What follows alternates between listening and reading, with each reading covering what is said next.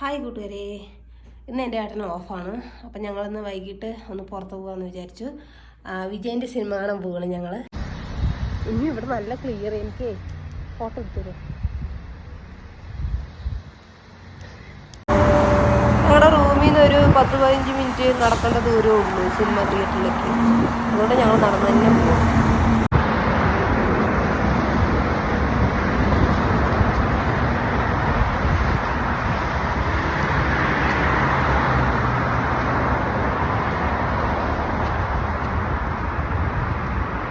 ഇത് ഇവിടുത്തെ റാഷിദ് മാളാണ്. ഇതിനകത്താണ് തിയേറ്റർ വരുന്നത് കേട്ടോ.